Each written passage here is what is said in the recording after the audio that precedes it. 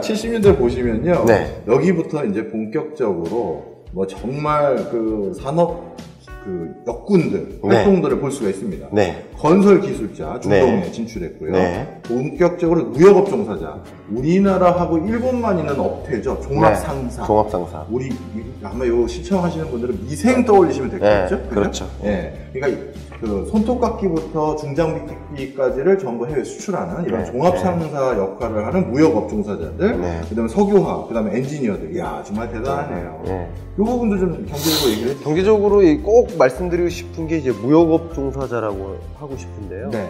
역시 지금 말씀하신 것처럼 우리나라에만 좀 종사하는 네. 성향이 강한 그런 산업군이라고 볼 수 있는데, 우리가 워낙에 이 당시에 수출 중심형 성장 전략을 채택했기 때문에 어떤 기업이든, 예를 들어서 내가 지금 예를 들어서 바가지를 만들어요, 가발을 만들어요. 근데 수출을 못 하는 거죠. 만들 줄 아는데. 그러니까 수출 전문 업체가 따로 필요했던 거예요.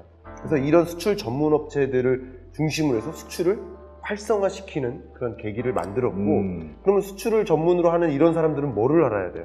무역 실무를 알아야 돼요. 물류 관리를 할 줄 알아야 돼요. 네. 그러니까 그 관련된 자격증들이 역시 있는 거죠. 국제 무역사라든가 네. 물류관리사, 네. 유통관리사도 이 범주에 들어갈 수도 있습니다. 역시 이렇게 수출을 진흥하는 그 과정에서 그러면 종합상사에서는 어떤 자격증을 중심으로 해서 인재를 뽑았겠습니까? 그런 종류의 자격증을 가지고 이 사람이 이제 인재가 될 가능성이 있구나를 판단했다는 거죠. 네, 네. 그런 측면에서 우리 산업이 성장하는 과정에서 주로 수출에 의존적으로 성장했기 때문에 이런 지금 방금 보셨던 무역업 종사자, 이런 영역들이 굉장히 눈에 띄게 좀 나타나는 것 같습니다. 네, 맞습니다. 이 표현은 되게 웃겼어요. 대기업 직원 있잖아요. 그래서 그냥 막연하게 대기업 직원이라는 게 참 웃기더라고요. 네, 인기 직업이었으니까요, 네. 이거는. 네. 그 다음에 마지막 요거 하나, 전당포. 네. 요즘도 있나요? 전당포. 요즘 있는 걸로 알고 있습니다. 이때부터 또 전당포가 있었네요. 예. 자, 그 다음에 80년대를 한번 넘어가. 80년대는 또 제가 잘 알죠. 네. 80년대는 일단 제가 태어난 해, 가장 중요한 것이 이제 우리나라의 산업이 말 그대로 주식회사가 제대로 등장하기 시작합니다. 주식회사, 그러니까 대기업들이 등장합니다. 주식회사가 등장하면 뭐가 필요합니까? 주식을 거래할 수 있는 시장이 있어야 되죠. 그 시장을 주식시장이라고 하죠. 그 주식을 거래해야 되고, 역시 증권인, 금융인들이 굉장히 유망한 그리고 고액 연봉자로 인기가 높은 직종이었습니다. 주로 이제 여의도 쪽에 있는 금융인들이었는데, 그럼 역시 증권을 거래하는 증권 거래사라든가 금융을 정말 잘하는 금융 관련 자격증이라든가 이런 자격증을 보유한 사람들이 역시 이런 업종으로 포진될 수 있었다, 이렇게 볼 수 있겠죠. 네. 요 중에서 저는 좀 몇 가지 또 부수적으로 좀 설명을 드리면요. 네. 일단 70년대까지는 우리 산업에서 뭔가를 만들면 그냥 무조건 팔렸다 할 정도로 공급이 수요보다 부족했어요. 그런데 80년대부터는 이제 여러 가지 경쟁 회사군들이 생기기 시작합니다.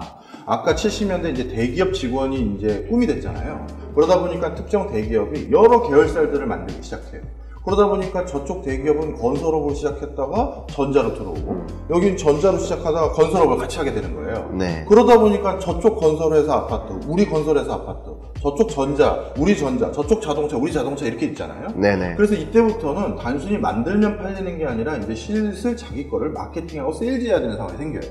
그래서 80년대부터 유망 직업군으로 대두하게 되는 게 광고 기획자, 카피라이터가 이때부터 등장하는 것이죠. 맞습니다. 자, 그다음에 과거에는 그냥 만들면 팔리는 시대였는데, 그렇죠. 지금은 만들면 안 팔리는 거죠. 그렇죠. 그러니까 파는 과정을 더 기획을 잘하는 사람들. 그렇습니다. 그러니까 과거에는 생산, 맞아요. 경영학에서는 이제 생산 관리 전문가가 중요해서 어떻게 하면 값싸게 잘 만들까를 고민했다면, 지금은 어떻게 하면 더 잘 팔까를 고민하는 마케터가 또 중심적인 그런 입지를 다지는 그런 인기 직업이 됐었다는 거고. 중요한 말씀이죠. 여기 지금 또 선박 엔지니어를 또 강조하지 않을 수가 없는데, 혹시 그 산업의 이동이 있습니다. 그러니까 조선 산업은 주로 유럽에서 시작했겠죠. 네. 왜냐면 해운업도 그쪽에서 시작을 했다고 볼 수 있고요. 조선 강국이죠. 근데 이제 조선 산업이 이제 노동집약적인 산업이다 보니까 인건비가 올라가면서 어디로 이동했나요?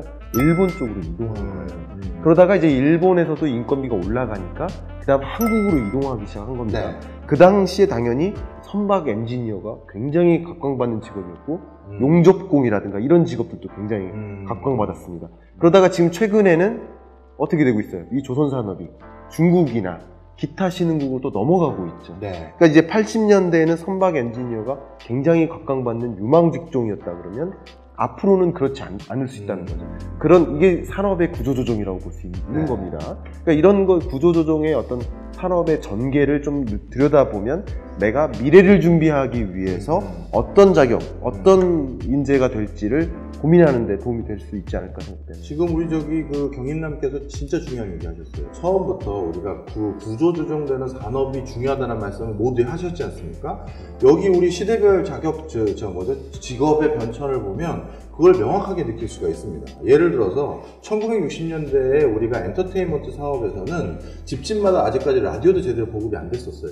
그러니 자신이 음악이라는 매체를 즐길 수 있는 방법은 다방에 가야 돼요.